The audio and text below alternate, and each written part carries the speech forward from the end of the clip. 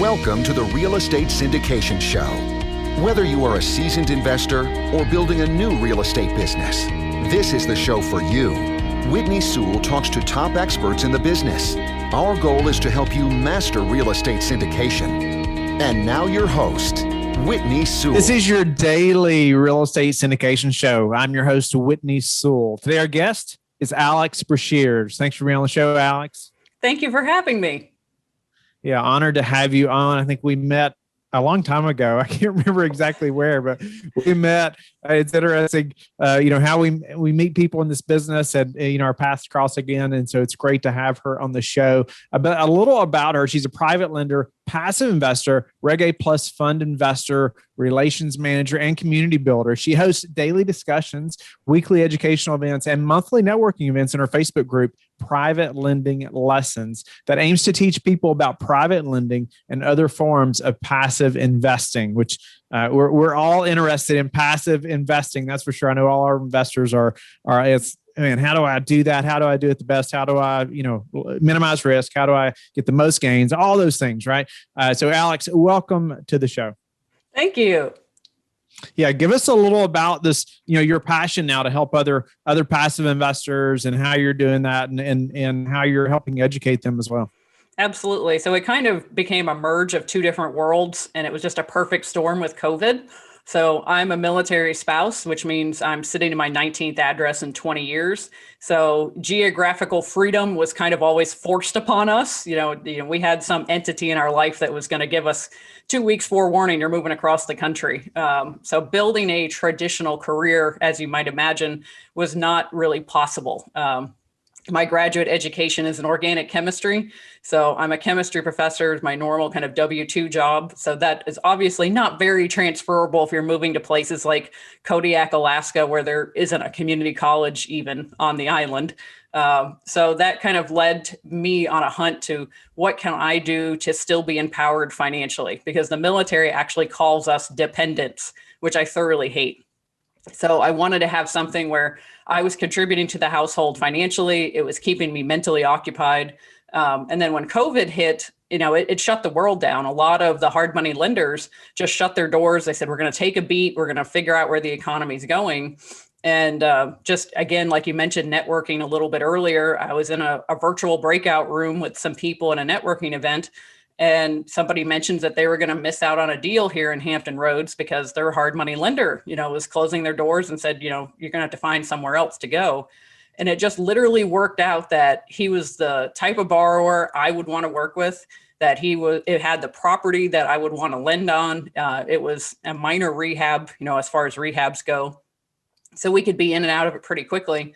And I told him, I was like, you know what, if you can give me 2 weeks to get all the paperwork, get a bank account, get everything kind of established, I was like, I'll fund the loan. I'll do the loan. I was looking for something that would allow me to still kind of follow my spouse around the world, should that be needed, but still invest in real estate. Interesting. You saw an opportunity there, right? And you wanted to figure out a way that you could capitalize on it and help this other person also. Tell me about, hard money lending versus just investing in a syndication. Why one or the other, or why both, or how did you make that decision? It actually kind of came about just kind of honestly kind of by accident. I used to work for a hard money lender way back when, about 20 years ago. Back when you had to physically meet the borrowers out at the property and they were physically filling out a 1003 and walking the property to see the scope of work. Google Streets wasn't a thing back then. So I kind of got to see the, property purchasing, investing process from the other side of the table, where most people kind of come into real estate investing, buying their first rental or, doing their first fix and flip. I actually came in on the other side doing the funding for those properties. So I kind of knew, that we had a couple rentals, we'd done a couple fix and flips. We did not enjoy it. That just didn't suit our skill set. It didn't suit our lifestyle. And I knew at some point when we went back into investing in real estate, that lending was the side of the table I wanted to be on. Like you mentioned with syndication, you don't necessarily, you're on the debt side, you're not on the equity side. So you're not getting any of those wonderful tax benefits if you happen to be a high income earner that you do get traditionally in syndication. If your operator's doing, cost segregation, bonus depreciation, all those things. So we actually kind of marry the two. So we do private lending to be on the debt side, and then we do invest in syndication as an LP for kind of the equity play in it. Nice. So would you just give us a 30-second example of like a hard money lending, like what that is, in case the listener's not familiar with that term? Okay.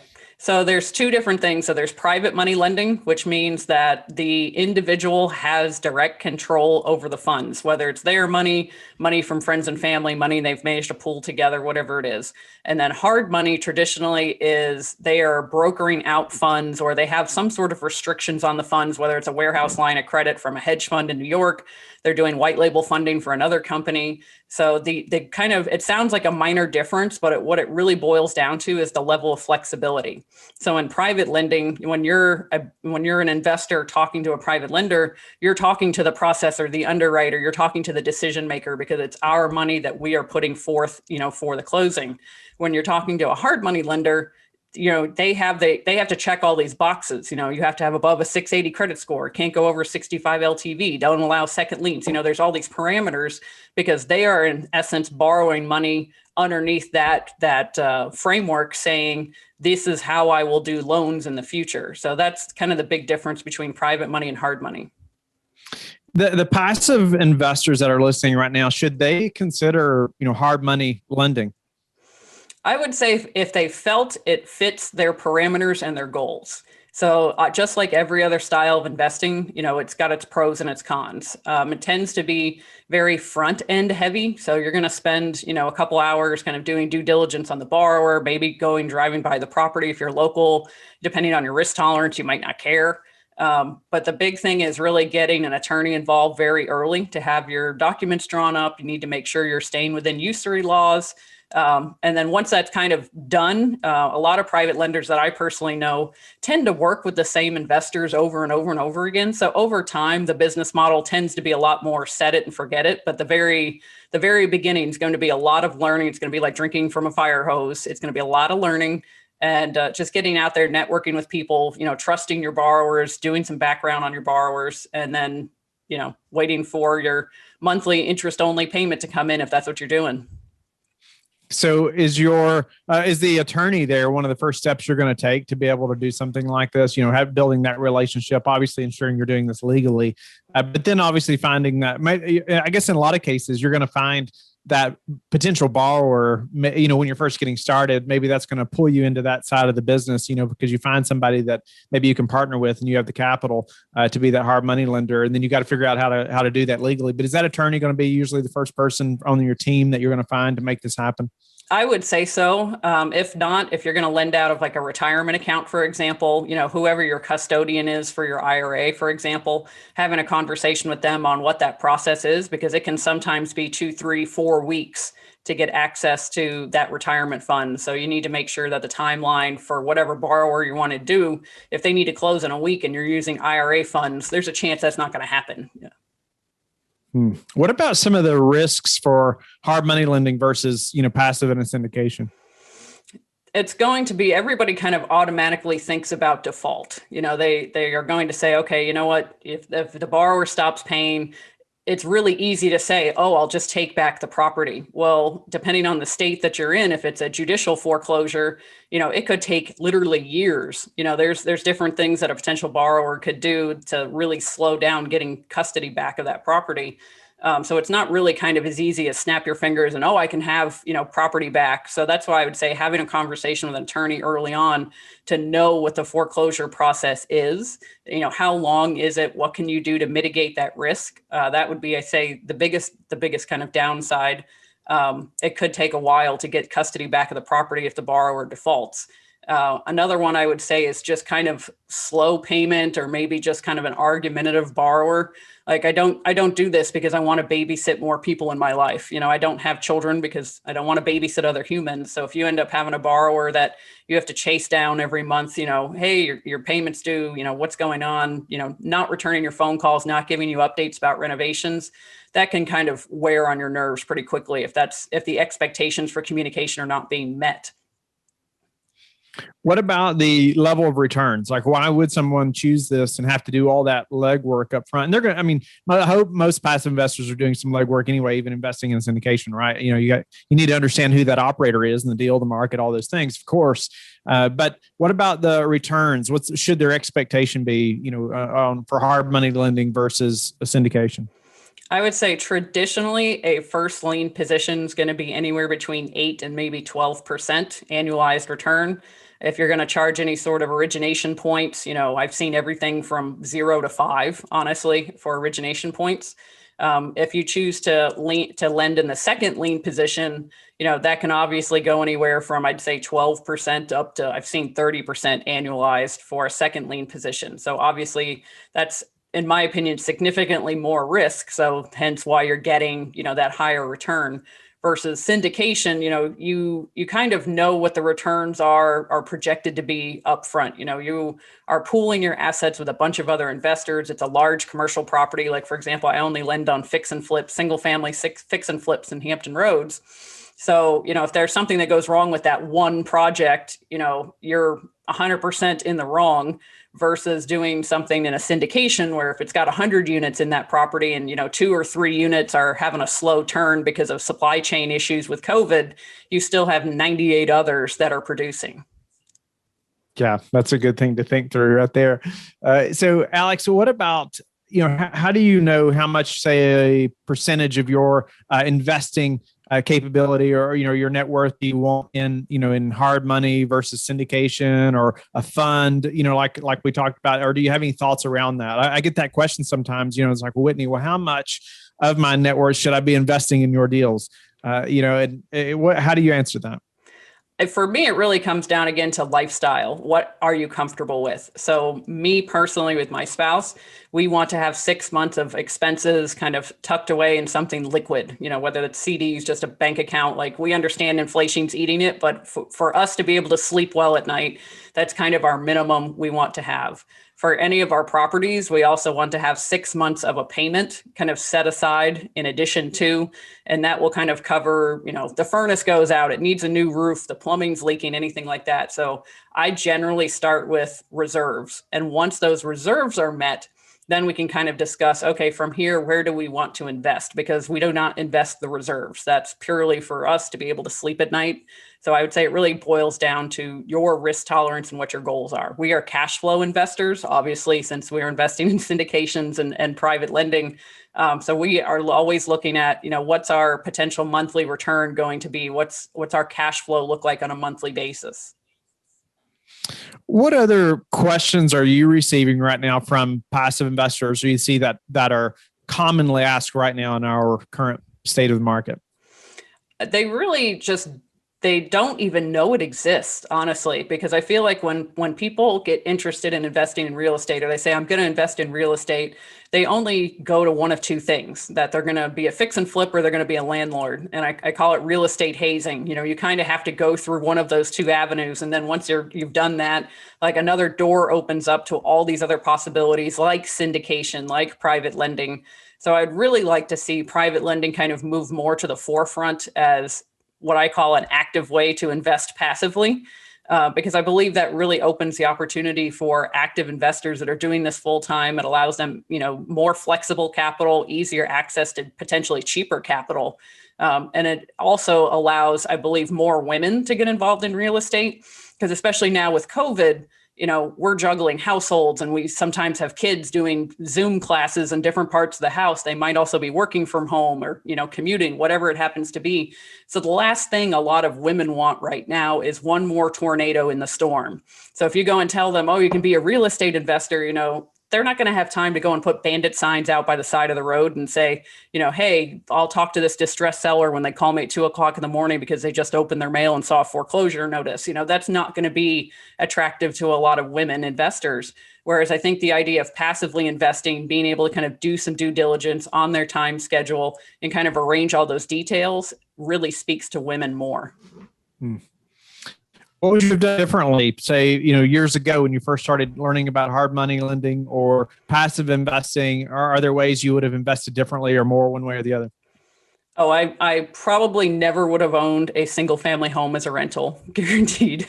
That is just not my skill set. Did not enjoy the experience at all. I probably would not have done a fix and flip because I don't like babysitting contractors. I'm not a decorator. I'm from New Orleans. Everything in my world is purple, green, and gold. So if you let me decorate something, that's what it's going to end up is purple, green, and gold. So it was physically painful to put beige tile in this house in every bathroom. I was just like, oh, this is so bad. So I know for a fact, if I could go back and do it again, I would not do those two options. I would do something like syndication and private lending combined because those suit my skills and my interests much more. When thinking through being a hard money lender or investing in a syndication, like how do you prepare for a downturn?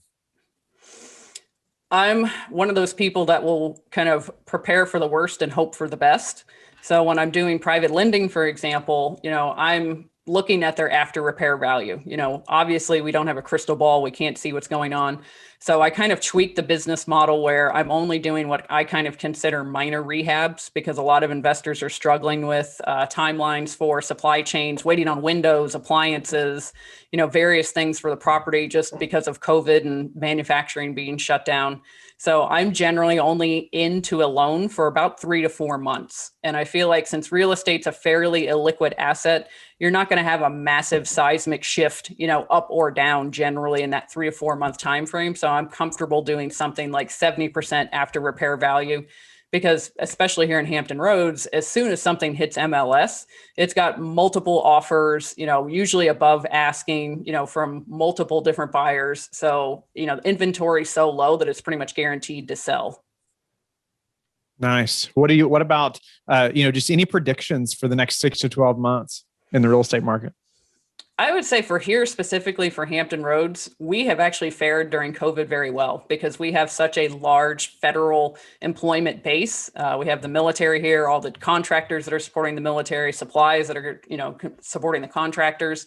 So we've actually done really well. I see employment just getting stronger as businesses start opening back up, those contracts start flowing again. So I'm really seeing some very strong growth for the next 6 to 12 months here in Hampton Roads. That's encouraging. It's encouraging. No, that's good. It shows knowing who your tenants are, right? Knowing your market and who lives there is important. Oh, Alex, what about any daily habits that you are disciplined about that have helped you achieve success? I have a paper planner. I love technology to a certain degree, but I really need my paper planner. And I will sit down at the end of the day and kind of plan out my next day. So when I get up in the morning, kind of groggy and just, what do I need to get done today? I know I can just literally sit down and read this piece of paper and go, here's my top 3 priorities. Here's when I'm doing them. Here's phone calls I need to make. I'll literally write out the name, number, and then a little note on what we're supposed to talk about. So literally it's just kind of autopilot throughout the day. So if something pops up that's unexpected, I can go, oh, well, I have the mental bandwidth to deal with this because I'm not trying to remember 12 other things I need to get done that day. Great idea. It doesn't have to be electronic, right? It doesn't have to be anything fancy. What about your best source for meeting new investors right now? I'm going to say, honestly, it's going to be the Facebook group, Private Lending Lessons, because we have like daily discussions, where you can interact with other people. We have weekly educational events where, we can chit chat with other people after the event. It's just been an absolutely amazing opportunity it's a very new group. It's only about 8 months old, but it's just shy of 3,000 people right now. So, it's been just an absolutely phenomenal growth and it's all been organic. I'm not advertising out there, just going out and offering something for people of value, because like I mentioned, there's not a lot out there about private lending. There's some books, out on Amazon, but they read more like textbooks instead of, here's how to do it, step 1, 2, and 3. So it's really, and then obviously bringing that community together. There's Facebook groups for people that are doing the Burr method. There's Facebook groups for people that are landlords or short-term rental owners. But every Facebook group that I joined before I started this one about private lending or hard money lending was a place for scams and spam. So I wanted to create something that was educational and networking based. We do monthly networking events so other private lenders can talk to other, basically sit down and talk shop with other private lenders. What are you doing? What are you seeing in your market? What do you do about this? I have a question about that. How would you evaluate this property or this borrower? So it's really been through the group. Nice. No, that's great. That's great advice. And if you're a passive investor, I would encourage you to look it up. No doubt about it. I mean, education is just key, right? When you're thinking through investing. What about the number one thing that's contributed to your success? I would say it's my willingness to kind of take the next step. I don't always know what the next like 5 or 6 steps are going to be, but I know what I can take the next step. And then it's those small incremental changes that over time become exponential. So a year ago, I had no idea what I would be doing this year, sitting here today. But it's those little small daily, a lot of people see those like closing photos on Facebook, that what I call Instagram moments, people sitting down at the closing table, signing their name for these big multifamily properties or whatever they're buying. And they don't realize that it actually took thousands of little decisions and little actions leading up to that Instagram moment that are probably more important than sitting there at the closing table signing documents, because those little changes actually offered the opportunity to sit at the closing table and sign those documents. That's one of the many bad things about social media, right? You just see the smiles. Yep. Right. Yep. You don't see the sweat and the tears. No doubt about it. Alex, what about how do you like to give back? I'm mostly with education, because I really, really want to have people be educated. I think our school system really does us no favors in financial education. They don't really teach you on, entrepreneurial skills. They don't teach you anything about finance, about personal finance. So a lot of people, like I mentioned, just don't even know this is even an option, that they could invest potentially like this. They think, if they think investing at all, they generally think like, oh, I'm going to open an account and buy stocks. That's what most people's thought of investing is. And even then, they rarely will read any of the annual reports or anything. They'll just say, oh, this particular critic likes this stock and think it's going up, let's buy it. Or I drink Coca-Cola, so let me buy some Coca-Cola stock. So I really want to say it's education. I mean, that's what people really need in order to make decisions for their life. Awesome. Well, Alex, it's been a pleasure to get to speak with you again. Personally, get to hear about your business, and congratulations on just making it happen. Even through hard money lending, and really explaining to us and listeners what hard money lending is, and that many aspects of that versus syndication, which many of the investors need to know about and understand. It could be a great opportunity for many of the investors that are listening. But congratulations again on your success. Tell the listeners how they can get in touch with you and learn more about you. Absolutely. So I'm on LinkedIn, so you can send me a message on LinkedIn. The Facebook group is called Private Lending Lessons. So feel free to join the Facebook group. You can send me a message on Facebook. I'm in that group all the time. So feel free to reach out. I'm happy to jump on a Zoom call and just talk to people and network with other people, get to know other passive investors, because I really like the idea of having that community with other passive investors, so we can just compare notes, talk about things, talk about strategy. I think it's a great opportunity. Thank you for listening to the Real Estate Syndication Show, brought to you by LifeBridge Capital. LifeBridge Capital works with investors nationwide to invest in real estate, while also donating 50% of its profits to assist parents who are committing to adoption. LifeBridge Capital, making a difference, one investor and one child at a time. Connect online at www.lifebridgecapital.com for free material and videos to further your success.